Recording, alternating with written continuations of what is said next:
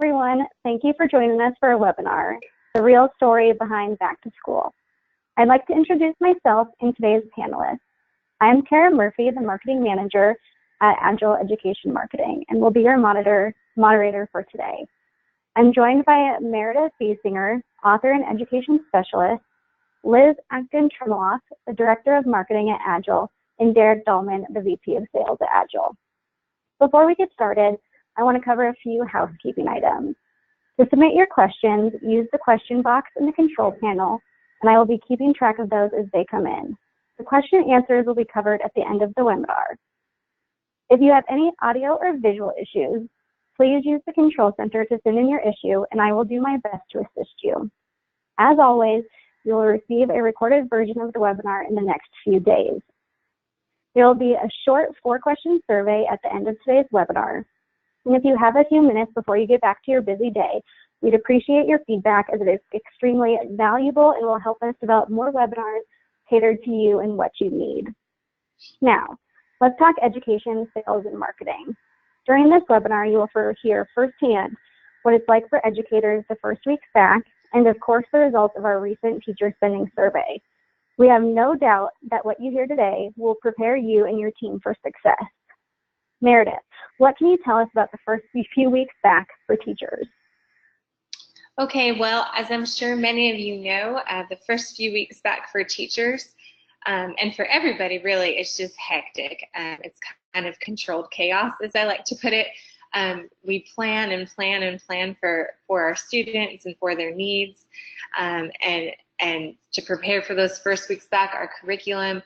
But of course, things pop up and students may change, their needs may change. If you're teaching kindergarten through 5th grade, a lot of times you have teaching assistants and those might alternate.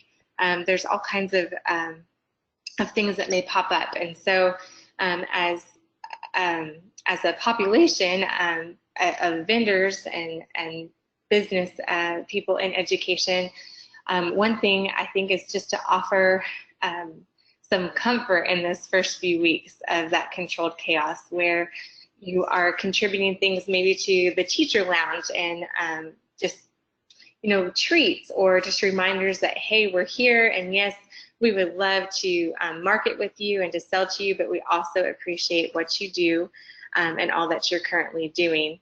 Of course, like I said, student rosters may change. Curriculum needs may change. Sometimes your administration pops in and says we need to you know, mix something up because there's some kind of testing going on. It's a wild couple of weeks, and so I think anything that can be offered to educators that just reminds them that, hey, we know how much you've prepared for these first few weeks, and we also know that no matter how much you've prepared for these first few weeks, things may pop up and we are here for you. And I think you fashion that to whatever it is that you may be marketing or selling to fit that school and to fit the teacher needs.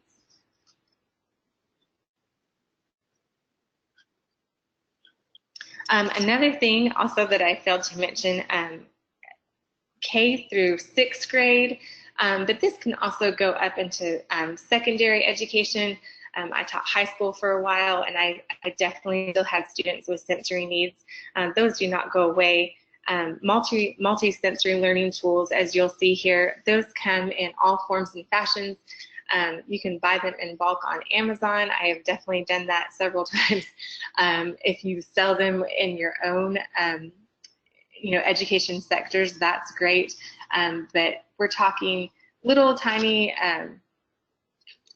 tools or toys that can be utilized for children to keep their hands busy if they have sensory issues.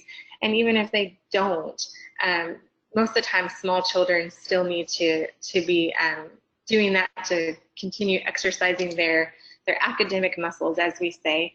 I have had several students where I would put a little strip of Velcro under their desk or on their desk just to give them something to do as they're listening to either myself or to another teacher in the room. There's all kinds of tactics that you can use, and I think coming from a business standpoint, doing that for a teacher, it would really make them think, wow, they really took the time to think this through. They took the time to think about me and my students' needs, even down to the very, very simple, gesture of Velcro, which can go a long way, especially in an elementary school. Art supplies, flexible seating, activity kits. We talked about the teacher's lounge, basic learning supplies, all of those things. Pencils, colored pencils, little paint packets. If you have curriculum that you are trying to market, having PDF handouts that they can print off to put with their lesson plans or with their activities. That simplifies a teacher's life so much just by having a ready-made handout that they don't have to create or to think up, that they can trust.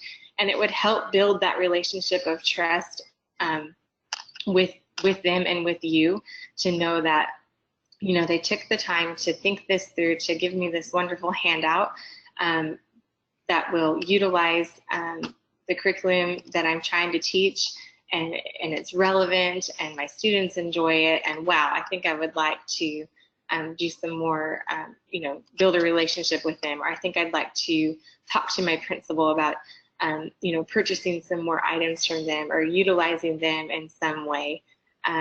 There's all kinds of ways to kind of get your foot in the door in the life of a teacher. But I think the first introduction is just to know that that you recognize them and what they're doing, and that you care about what they're doing, that they're more than another checkbox, in your account, that they matter to you, and that the work that they're doing matters to you. And that comes in the form of kind of getting on their level and saying, hey, I know these first few weeks are crazy, and so here are some extra pencils, because we all know that there's students that show up to school without school supplies for one reason or the other.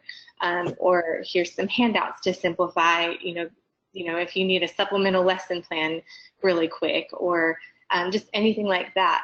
It can even come very basic in the form of a thank you card. Thank you for all that you do. Let us know if we can help you sometime this school year with your curriculum needs, or whatever it may be that you are marketing.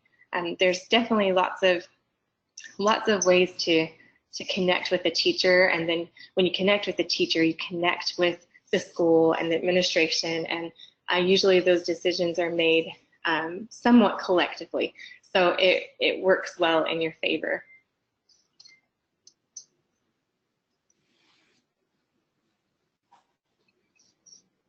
And talking about purchasing, of course, there is a buying cycle. We know there's more opportune times of the year to speak with administrators about their needs. And I believe Liz is going to go over this with us. Yeah, thank you so much, Meredith. And I think, today we wanted you, Meredith, to really talk about the specifics of what can be useful. And we've been working with you throughout this year to really get that perspective of what goes on in the classroom. And I think that there are some really simple things that we can do. And then what we want to do today is really marry all of it together so that we can help all of our clients understand why the classroom is so important, and why the staff that works, with students every day is a very important piece of the puzzle when you're trying to successfully engage and work with schools and districts. So just sort of taking a little bit of a step back and just all of us getting on the same page about the general buying cycle for schools. Right now it's awareness of familiarity, right? And so you're trying to just connect with schools that maybe you weren't successful with last year, that had a new superintendent or a new principal, new leadership. They're just coming onto your radar screen, or you maybe have a new offering. And so there's a different type of school or district that might work for you to market into. And then, of course, it moves into consideration trial. And then over the summer is when it's implementation and planning. But establishing that connection with actual classroom level and teaching staff that will eventually use your product is really important. And we'll also get into, decisions aren't made at the top levels. It's really a collaborative effort in general. And the other piece, Kara had mentioned that we're going to be going through some of the findings from our teacher spending survey today. You're also going to see that teachers are buying things throughout the year. So it's not just a monolithic one-time thing. They are purchasing things for their students, all the time, and very frequently. And then we found out how much they can even spend even out of their own pocket. So it's big dollars, always on, and building that relationship in some of the ways that Meredith is pointing out and describing what goes on in those first few weeks. There's really low-cost ways that you can establish that relationship, especially during back to school, when really what you're trying to do is build awareness and familiarity, because the schools and districts are really more in like a research phase. And so that's where you can do some things, a thank you card, teacher's lounge, things like that. So Kara, let's go ahead and move officially into, yes, here we go. So one of the things that we cannot stress enough is really understanding all the different people that are involved in the purchasing cycle and engaging with all of them. So we did some research recently, and we found that in, I don't know, it was like a 90-day window, we looked at all the different emails that had gone out from our clients to the educator database that we have.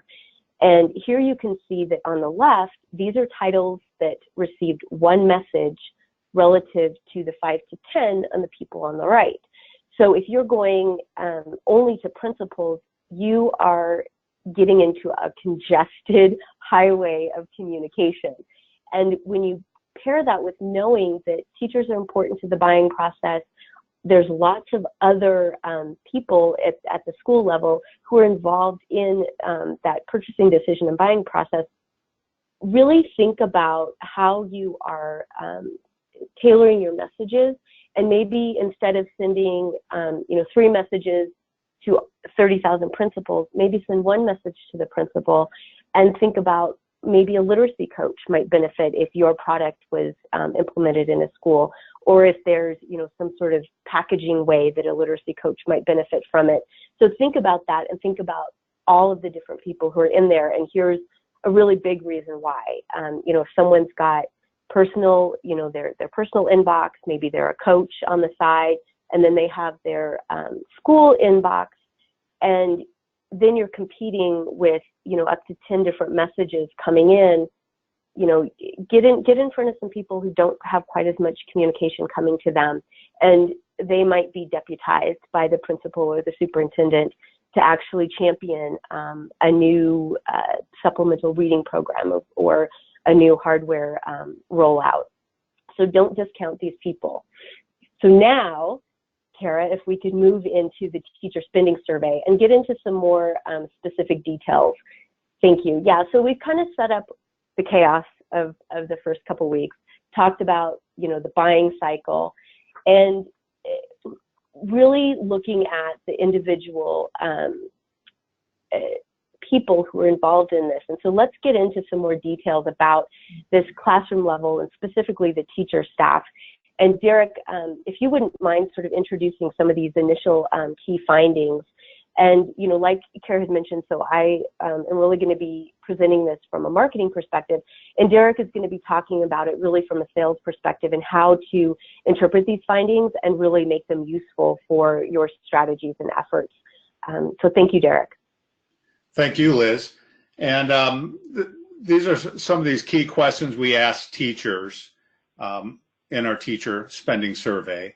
And one of the questions we ask is, what role do you play in the selection of technology devices or software apps within your school? Some of the key findings here that we found is about 42% report that they choose some of the technology for their classroom. 34% has influence or input to the district or school leadership for what to select for technology within the school. We have about a third that say they have no role in terms of technology. But what's interesting too is 1 out of 10 are a member of a committee that selects technology for the school. So, looking at some of these numbers here, you roughly about 70% of the educators offer input or choose the technology for their classroom. So the teachers for technology, software, and apps are influential and a key stakeholder in purchasing technology. One tidbit here is that teachers in urban areas reported they were more likely than their other counterparts in rural areas to choose some of the technology for their own classroom. So that's one key piece of information that would be beneficial to know. Also, what we would recommend too is include teachers in your sales conversations and demos, and also, during the decision or selection process, because they may have influence and they may help choose that technology to use within the school and classroom. Also, by having the teachers on board during that selection and decision process, you can help with a successful implementation.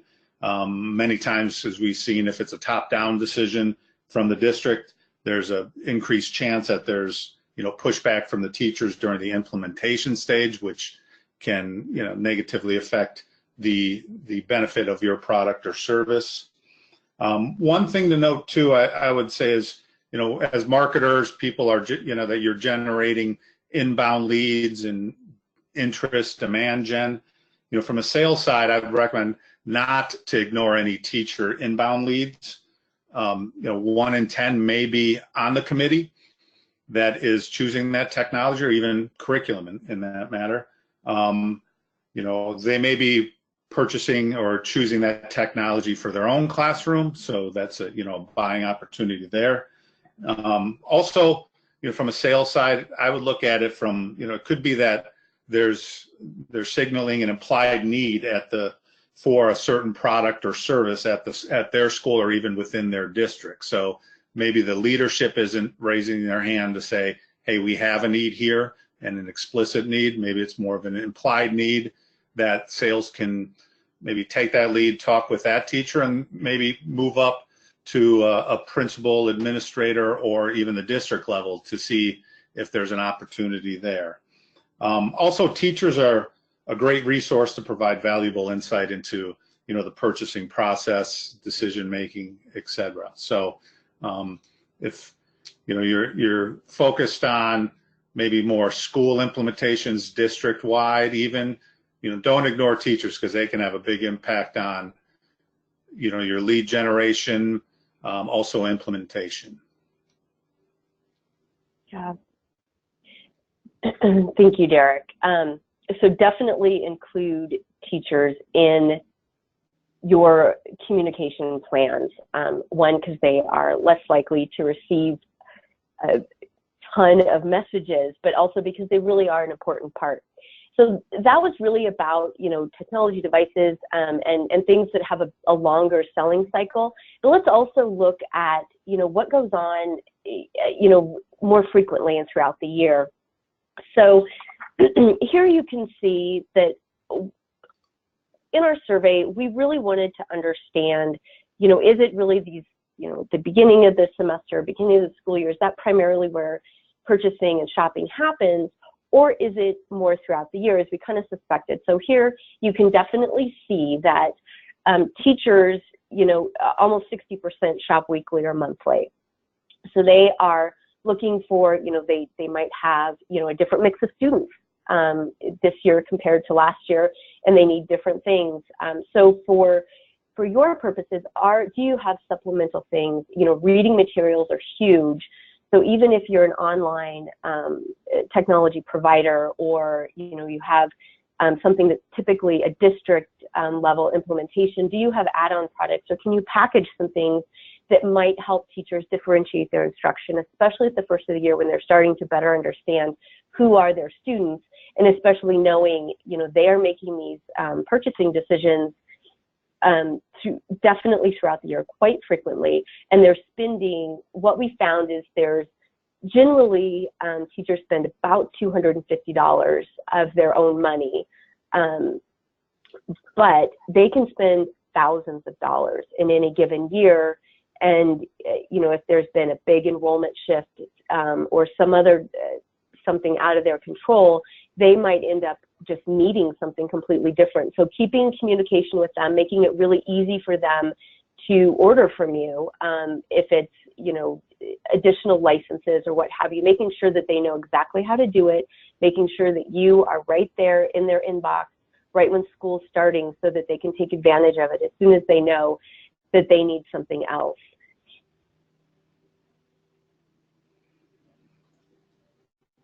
Also, one thing I think, And, I was going to jump in there. Oh, no, go ahead. Just from thank you. sales lens, even marketing, with the frequency that teachers are buying, as you mentioned, I think it was 58% that, purchase weekly or monthly. I think from maybe even the sales lens, pre-approved vendor lists, being on those to make it a lot easier for those teachers to purchase your products and services. Another, one thing that may be something to consider is, looking at your order history, at the school level or even at a district level, and seeing if maybe there's a potential bigger opportunity, for offering a district-wide purchasing, possibly interface or even volume discount to help increase orders within that district. Yeah. Thank you, Derek. So let's move. And from here on this slide, one of the questions that we did ask is, how do you hear about companies or brands that offer discounts? Looking at this, friends, coworkers are a big influence on teachers and finding out about teacher discounts. As we all know, satisfied customers are your best advocates for getting the word out about, your brand, products, any discounts that you do offer. With a friend or a coworker, think about, making it easier to share with friends and colleagues, and also, maybe there's a referral incentive that you could also try to incorporate within your marketing. And also, customer testimonials as well. So, those are great things, to help leverage that influence of those coworkers. Looking here at some of these, email is still relevant and an effective channel, especially regarding discounts. Social media, that is another area to make sure that you're leveraging to get the word out about any potential discounts or even overall about your products, services, or content. Each social platform is, I view it as an individual and personal preference of where teachers consume and engage content and information. So, looking at those platforms, Facebook is probably the most prevalent within the teacher market and engagement. Twitter, Instagram, Pinterest, should be in your mix as well to get the word out about discounts or your products and services. Website is still a great resource. I know we drive a lot of the digital traffic as marketers to websites. Certain things to keep in mind is, navigating is easy and simple. One big key that we see is, making sure your website's mobile friendly. And if you're using, form fills, make sure they're easy to enter and see on mobile devices like phones. By doing that, you can decrease, abandonment of the, when someone's filling in a form. So if you're trying to have them fill 9 pieces of information in, shortening that can make a big difference in terms of completions once they determine to fill out that form.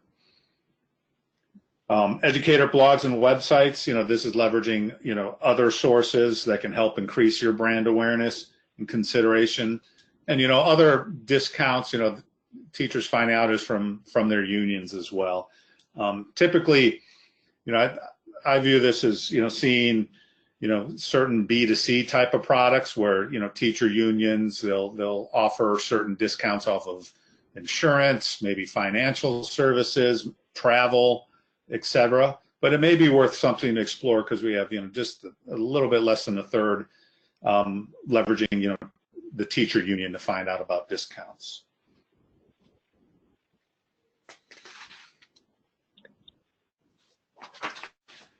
Yeah, so we can look at it from the other way too, if we want to move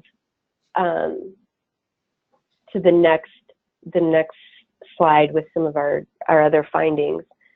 And I think too, what's important is, teachers look at and consult lots of different sources, but even when we ask, how would you most likely respond, the first thing, and I mean, 70% of the teachers that responded said that they would tell a colleague about a discount or an offering from a company or brand. So that word of mouth works both ways. And when you know that, you start to, understand it's, referrals are great. And one of the best things you can do is make sure that you're taking care of those teachers because they're highly influential. Something that we also found, if you look at the call out there, high school teachers were far more likely to indicate that they would try a brand that they wouldn't have otherwise considered. And so, that most likely applies to, a consumer brand, but I think that also can help you sort of know prospecting into a high school, starting with teachers, they are going to be much more experimental, if you will, when it comes to trying something, if you're willing to give them a discount or an incentive for doing that. So that's something to consider when you're prioritizing segments or you're targeting efforts there. But again, looking at this, teachers, they're going to make, a purchase sooner. It's still 25%. So offering something to teachers is going to move the needle. But I think the biggest takeaway here is just understanding the word of mouth and how it's going to work both ways. They share and they also seek out information from their colleagues. So let's talk a little bit more about how teachers get the information to make decisions and influence decisions. So this question we asked was, for which of the following do you typically use social media for research and information? So this is asking teachers, how are they leveraging social media to research certain products or find information on their profession or, teaching methods. Looking at this, they're using social media for the most in terms of finding instructional resources to use. So that could be lesson plans, instructional type materials to incorporate in their classroom. Classroom supplies are up there as well in terms of leveraging social media to find out and research information about certain classroom supplies. Also, continuing education and PD, to help develop and hone their skills as a teacher to be more effective in the classroom. There was about, a little more than a third, that does report that they don't use social media in research. But as you can see, in terms of those other areas, using social media in your marketing toolkit is key to help reaching that audience where they're trying to find out information about, supplies to use, instructional resources, etc. Also, we have a education climate index. We looked at this question compared to some demographic data we have as well. Our education climate index is, a unique proprietary data field that Agile compiles that weighs in certain demographic data about the community, in terms of tax base, income levels, education attainment within that certain area, and also what types of professions that people have. So we score it 1 to 5.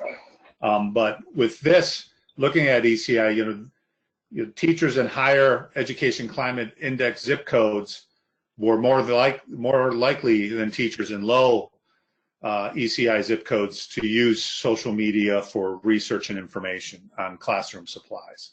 So, from this takeaway here, I look at it as, you need to be in the social mix for letting teachers, even administrators, know about your products and services. Because if you ignore the social channel, you're missing a significant part of the market that you're trying to reach and where they're engaging and spending their time.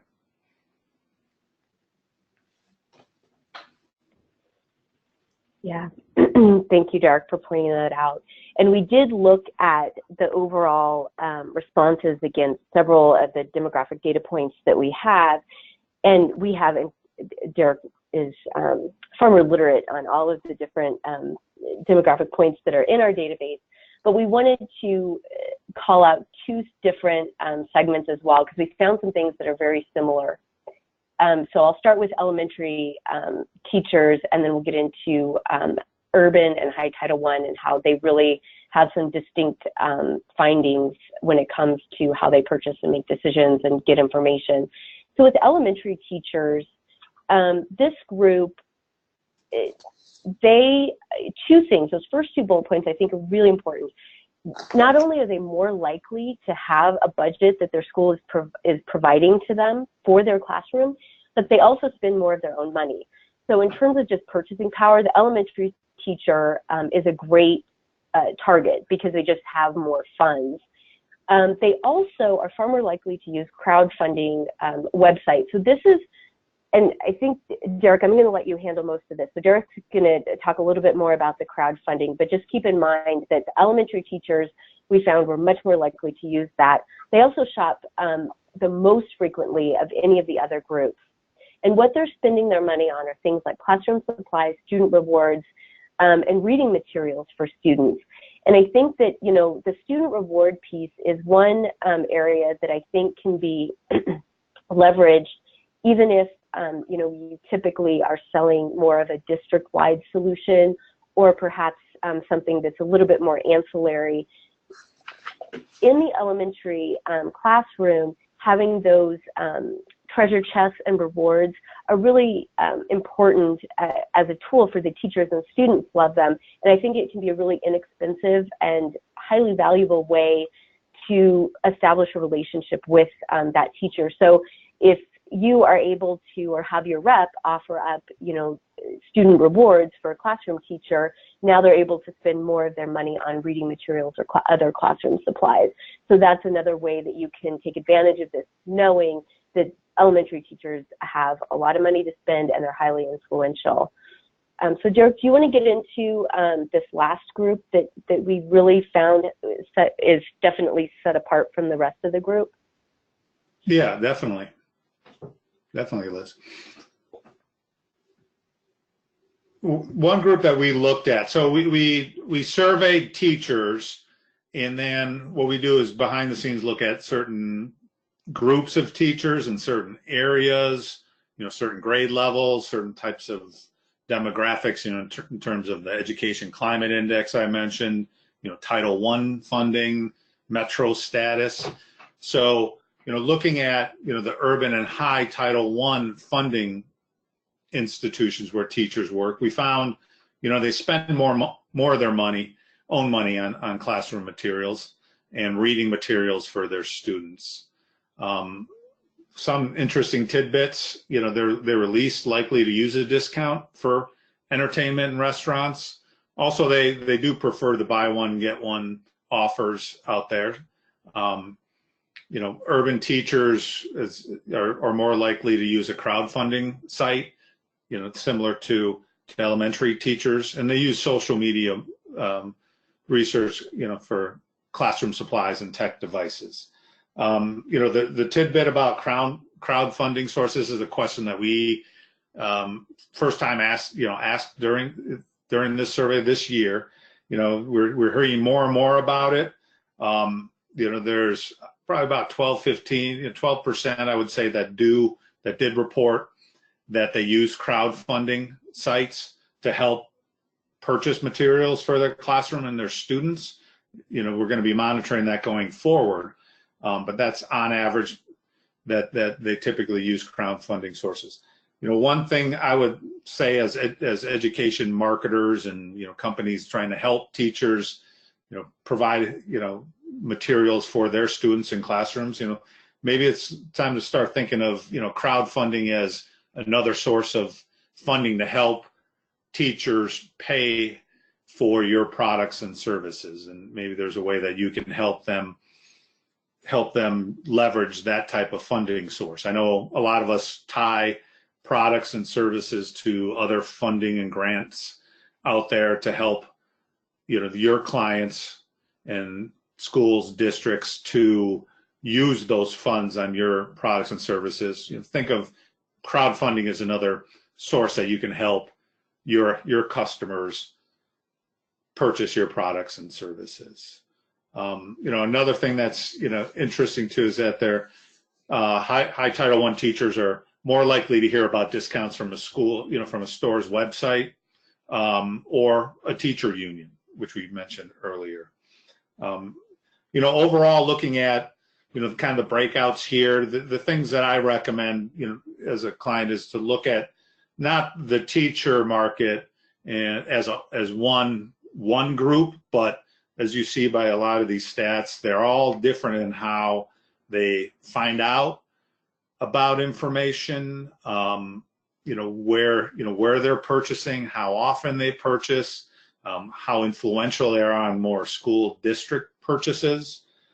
So I recommend looking at segmenting that teacher market and even the market as a whole, so you can tailor your message, basically get in front of your audience where they're at in terms of whether they're getting information from websites, through social media, through email, through friends or coworkers.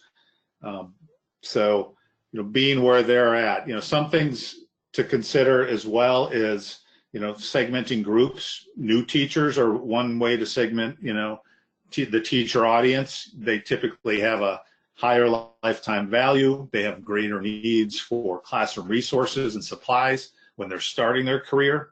Other things that to consider too is looking at how did that, if you're focused on the teacher market, how did that teacher pay?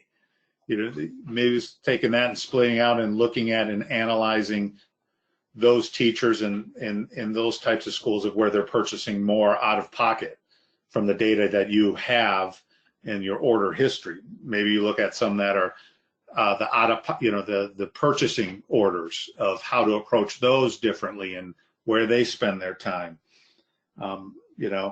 The other thing to look at is just, which we showed here, is just different institutional demographics in terms of metro status, Title I funding, the Education Climate Index, personal demographics as well of age range, household income, and some of those different personal demographics.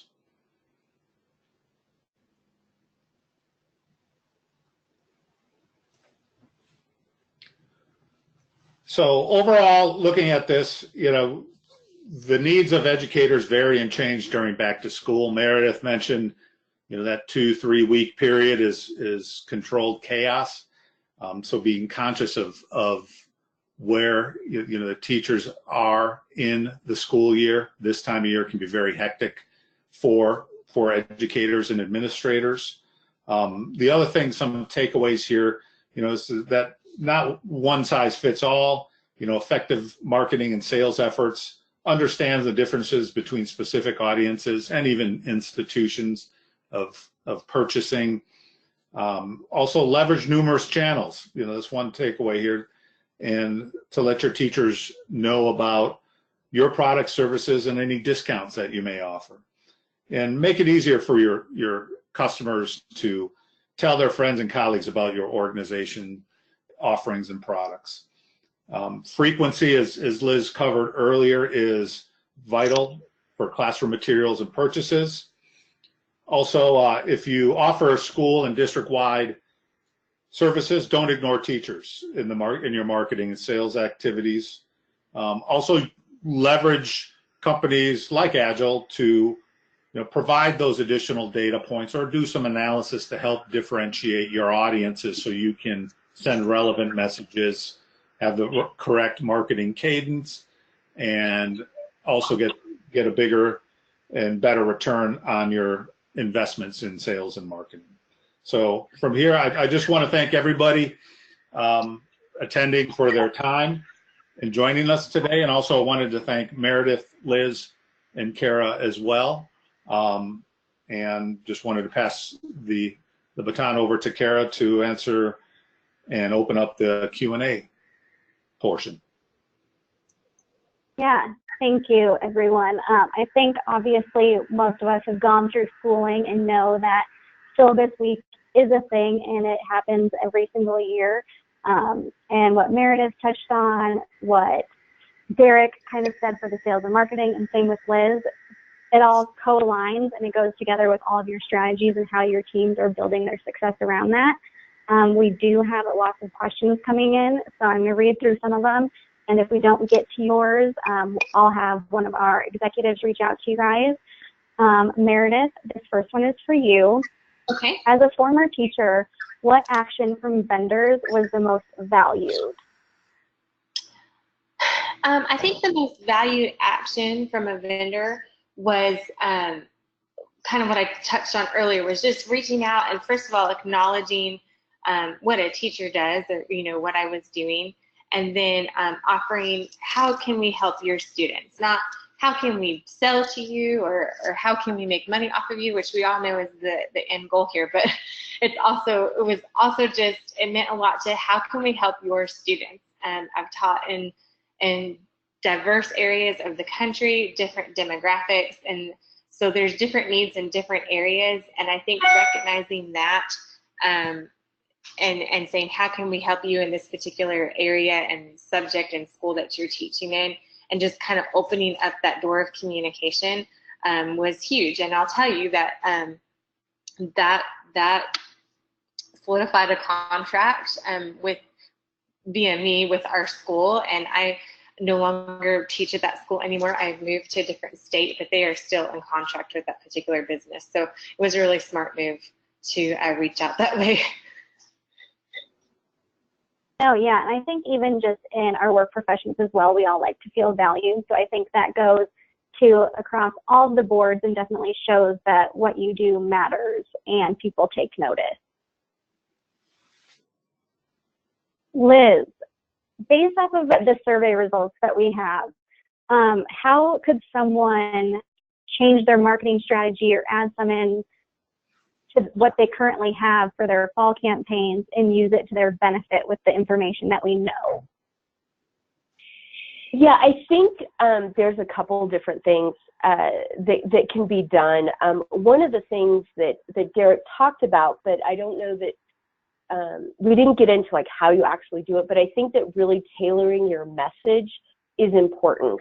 And so not forgetting about the teachers, and so looking at who are you targeting, and then really understanding what attributes and functions of what you're offering, your product, your service, resonate in what way with that particular individual that you're reaching out to. So you might have 10 different messages going out to a school because you want the principal to understand that maybe your assessments are, on demand, and you have a dashboard, and they'll be able to see immediately exactly how everyone's performing, and you have, notifications that'll go to the principal. Well, a teacher really wants to understand the student perspective. How will my students use this? Is it an easy to use interface? Can it be used on their mobile device? What are the things that are going to resonate the most with that particular individual, especially now that we've really laid out the picture that it's not just the principal making a decision in a silo, or even a superintendent at a district level. Lots of people are involved. They all want to understand what's in it for them. And when you take apart your big, here's everything that our product offers, and you start to parse it out and say, wow, this is a priority for a media specialist or a librarian. This is really a priority for a guidance counselor. Maybe it's credit recovery functionality that or a way that they can implement it for that, and a guidance counselor would care about that. So thinking about your one product and how it comes to life across all of the different roles in a school is really going to help you. And I think that it's a really easy, not easy necessarily, but I don't think it's as hard as it might seem at first when you just start to break it apart. And instead of going out, one message to, 30,000 people, you might have 10 different messages that are going out to a couple thousand each. Or maybe you want to break it apart and just have very simple, specific points, and you want a principal to receive 3 very simple messages across a few weeks to help them sort of just absorb instead of all of it coming at once, and it just seems overwhelming. And so I think making your communication tailored, keeping it very succinct, breaking up a complex message is important. But the other thing, and Meredith, I'm really happy that you were able to join us today, because I think that establishing a relationship goes beyond just what your product and service does. It's really communicating that your company or organization understands what's happening in schools and that you're a partner. And it might be just saying, hey, here's our phone number, give us a call, what's going on, how can we help? And that might be just the only communication you do in the August, September timeframe. And as Meredith pointed out, it can lead to business because you've established that helpful relationship and rapport. Yeah, that's great. And Derek, I have one question that kind of piggybacks off of what Liz was discussing. Testing with back to school with different mediums could be a little bit challenging because you want to stick with the tried and true, what you know, without kind of breaking any barriers during such a busy, hectic time for teachers. If you've primarily relied on only a few or looking at a couple of different mediums, how would you suggest branching out to other channels, adding in social, email, direct, retargeting? How would you do that? I'd recommend doing that by testing the other channels, and measuring the results you get from that, in terms of campaign performance.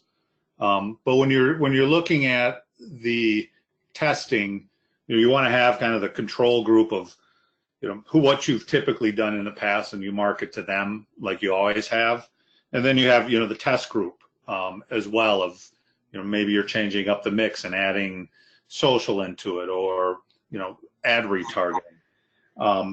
By doing that, that's, I would say, the first step to do that. And by testing, you don't have to hit everybody. You can hit a portion of the market and then make some educated decisions on what that return would be. But before you even, send the campaign out, clearly defining what your KPIs are and what you're going to measure is key. So you can compare those two campaigns, the control group and test group. And then, also I would look at it from a bigger picture, for sure look at it at a campaign by campaign basis, but look at it on a monthly basis, how that impacted maybe the number of leads that you generated or the revenue. And even taking a step further, if you look the longer term, during the school year, you tested a few things, changed some up. What was the impact on that school year's performance? And then one thing I always recommend, when you're trying to acquire new customers, engage the return on your investment from capturing a new customer, is just don't look at it from that point there. Look at it from a lifetime value, looking at what your typical, customer retention rates are over the years. And then apply that where maybe you break even and your return on investment in year 1 is slightly positive, but year 2 is much more, a much higher return because you're not having to spend as many resources to capture them as a new customer. But we work here with Agile, at a lot of companies looking to test certain channels, certain audiences. So, we're always happy to help in any way we can to help you bridge into other areas or find maybe some different market opportunities as well. Those are great suggestions, and I think it can go to, like you said, all across the board, and going back to Liz's saying the spray and pray approach. I mean, you can do it off of a lot of different mediums, hit multiple people, have different messaging, and see how it all works together to help you understand what's working, what's not working in the messaging in different areas of the marketing. Kind of going back to mediums and how you're messaging out, we all kind of have the question as marketers, when's the best day? When's the best time? When should I send something? When should I not send something? Are they going to read it? Meredith, being in the classroom, how often did you go through your emails and actually take in the content that was there? And what were the call to actions that actually made you act on an email? Okay, so I'm going to go with, and I know that there's teachers that check it more than this, but we'll just go with a standard 3 times a day. When you get there in the morning, during like a lunch or a prep period, and then after school. Although I'm confident that most teachers check it more than that, especially in the first few weeks, because there's policy changes, there's classroom changes, parents are, wanting you to know various things about their children because you're their new teacher, and so there's a lot going on. So I would say definitely 3 times a day, if not more. As far as taking the content in, I would avoid midday because there is so much going on, and so sometimes it might be looked over because you're focusing on an email from a parent or an email from the district or your principal or another colleague in the school, things like that. So I would say in the morning or even later in the afternoon as things wind down and teachers are preparing for the next day, you can hit that email and give them time to process and take in your message and what it is you're trying to help with them with and market. And that would be very beneficial because it would just give them a moment to actually process everything instead of in the middle of the day, okay, well, this looks great, but I've got to move on, and help my students. That would be my counsel. That is perfect. And I think that goes back to your original saying of put yourself in the educator's shoes, understand what the day looks like, possibly what they're going through. So that's great. Thank you for that.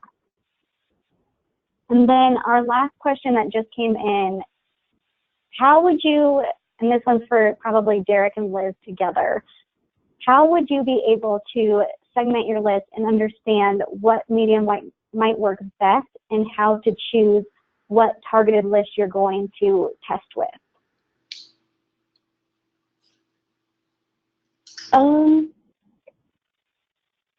So I think testing is important, and so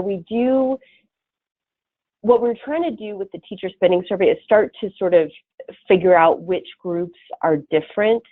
And I think if I'm understanding the question correctly, it's sort of just like where to begin.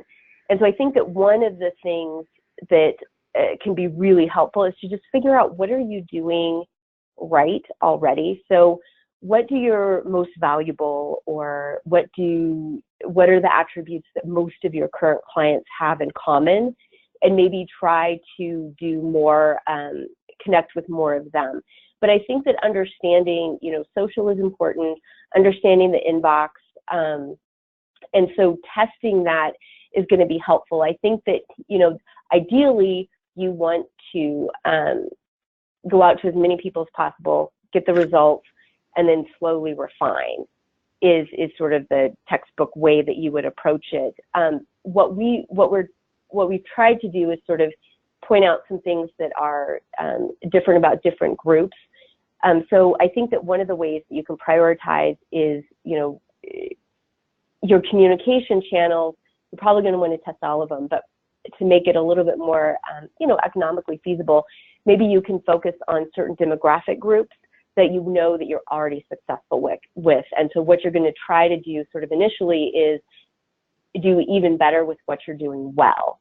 And then the next step, once you've got that going, is look at the places where maybe you aren't doing very well. So for example, if you look at your current customer base and 75% of them are in urban areas, you know that for some reason, and maybe you need to figure that out, your product works really well there. okay, great. But it could just be the way you're positioning, messaging, and how you're targeting. So figure it out, refine it, figure out a communication plan. Is email really great? Some clients still use direct mail, and that can work really well too. And which social channel, and you can experiment across all of those, get that going, and then go, wow, okay, what can I do differently in a suburban or a rural market? What is it about how I'm communicating in urban that maybe isn't resonating in those other groups? And from that, and in that case, you would want to start with just messaging and figure out, you know, email is nice because you get immediate results. Social can be that way too. Test different messages. So it's kind of figure out how to refine what you're already doing well, and then secondarily go into where you're not and start figuring out what it is that you can do to resonate better. And sometimes, you know, your product just isn't a good fit, and that's a really important thing to know as well. So I don't know, Derek, I may not have totally answered that question. You might have something else to add. Yeah, I think what you know, where to begin many times is, you know, those are great points there, Liz. You know, other things to look at is, you know, there's information that you have on your customers and information we have, Yeah. you know, Agile on the market. You know, combining the two can make, you know, can help quite a bit. So if you're looking at, if you capture the lead source and, you know, from there, it could be looking at, all right, what do, you know, the teachers or schools look like that we're generating leads from trade shows versus, you know, search versus, you know, content you're pushing via email. So you could always look and analyze it by how they initially engaged with you. You know, the other is, you know, looking at, you know, the recency, frequency, monetary, however you want to split that up and look at, you know, and analyze it that way, and determine, okay, do we, you know, how do we want to approach those that spend, you know, that spend a lot, but maybe not as frequent, and how do we want to treat those that are consistent and they place orders throughout the year. But we work with a lot of companies to help leverage that data and the data we have and information to, you know, marry it up and then, you know, find those different audiences or personas or market segments you may want to split it out by. You know, another thing I always recommend our clients doing when they you know, some will typically do analytics and do like a market penetration report with revenue or just figuring out, you know, their overall customer base. You know, I always recommend is looking and analyzing not just from the big macro level, because that'll include maybe those customers that purchased a small amount once and you're treating them the same as those that, you know, that are valued customers that, you know, that are very loyal to your brand and products. So, you know, looking at it and analyzing it by, you know, lead source, RFM, by products and services, and, you know, out of pocket versus purchasing orders, which I mentioned before, lifetime value. You know, it's looking at your customers more, you know, not from a big level, but start looking at it in different smaller segments. It looks like that answered their question. We are at our hour for today. If you have any questions, feel free to use the emails that are on the screen right now to contact the panelists. You will receive a follow-up email from GoToWebinar with the recording. If you would like a copy of the deck, if you email Agile at info@agile-ed.com, we will send you a copy of the presentation as well. And if you have any other questions, feel free to send them in. Otherwise, I hope you guys all have a great rest of your day. Thanks, everyone. Thank you.